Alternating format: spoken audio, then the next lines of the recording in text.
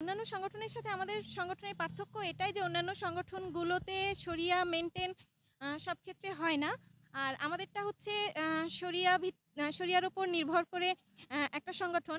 আমাদের সংগঠনের লক্ষ্য উদ্দেশ্য থেকে এই বিষয়টা খুব সুন্দরভাবে বা সুস্পষ্টভাবে আপনি জানতে পারবেন। আমাদের লক্ষ্য উদ্দেশ্য হচ্ছে বাংলাদেশের ছাত্রী সমাজকে আল্লাহর কুরআন ও রাসূলের সুন্নাহ অনুযায়ী গঠন করে তাদেরকে আদর্শ মুসলিম নারী হিসেবে গড়ে তোলা এবং আল্লাহর সন্তোষ লাভ করা এর মাধ্যমে।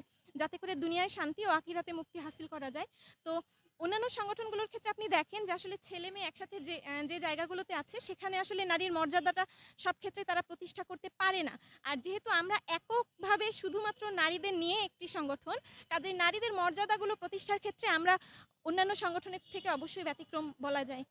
দেখুন, যারা আমাদেরকে আসলে উগ্রবাদী, জঙ্গিবাদী বলছে, তারা আসলে একটা ফ্যাসিবাদী বয়ান আসলে তৈরি করছে আমাদের সামনে। কারণ আপনি দেখেন যে ২৪-এর অভ্যুত্থান পরবর্তী সময়ে আসলে এই কথা বলার কোনো সুযোগ নেই। এর আগে একটা তারা ন্যারেটিভ দাঁড় করিয়েছিল যে, যারাই ইসলাম মানে, যারাই রিলিজিয়নটাকে প্র্যাকটিস করার চেষ্টা করে, তারাই উগ্রবাদী, তারাই জঙ্গিবাদী। এখন আমরাও যদি আসলে ওই বিষয়টাকে একদম মানে ইউনিভার্সাল ট্রুথ মনে করি এবং বিষয়টাকে যদি আমরা এখনো সত্য বলে ধারণ করি, তাহলে আপনি আমাদের কার্যক্রমের ক্ষেত্রে দেখেন, আপনি আমাদের কার্যক্রমের কোনো রকম ভাবে কোনো উগ্রবাদী বা জঙ্গিবাদীর কোনো প্রমাণ দেখাতে পারবেন? আমাদের দফা হচ্ছে ৩ টা। ১ম দফা হচ্ছে দাওয়াত ও সংগঠন। এক্ষেত্রে আমরা মানুষকে দাওয়াত দিই। আ দ্বিতীয়ত হচ্ছে সংগঠন ও প্রশিক্ষণ।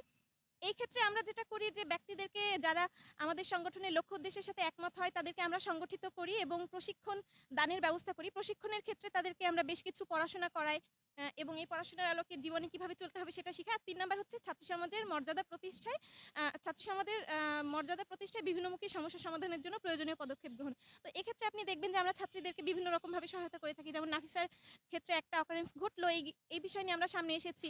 এরপরে আপনি যদি আরো দেখেন যে বিভিন্ন সময় বিভিন্ন ছাত্রীরা আসলে আর্থিক সমস্যায় ভুগে, সেক্ষেত্রে আমরা আমাদের সামর্থ্যের আলোকে বৃত্তির ব্যবস্থা করি। কোনো ছাত্রী যখন আসলে অন্যান্য রকম সমস্যাগুলোতে আ পড়ে যায়, তখন আমরা সেক্ষেত্রেও তাদেরকে সহায়তা করি।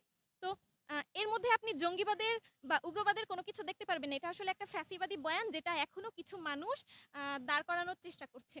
দেখুন, আমরা বলেছি যে এটা একটা আদর্শবাদী একক সংগঠন। এখন একটা নির্দিষ্ট যেহেতু আদর্শ আছে, অবশ্যই এক্ষেত্রে আপনি সরই কিছু বিধান মেইনটেইন করবেন। এটা আমরা কাউকে জোর করি না। বরং ব্যক্তি নিজে থেকেই যখন বোঝে, তখন সে নিজে থেকেই আসলে হিজাবটা পরা শুরু করে।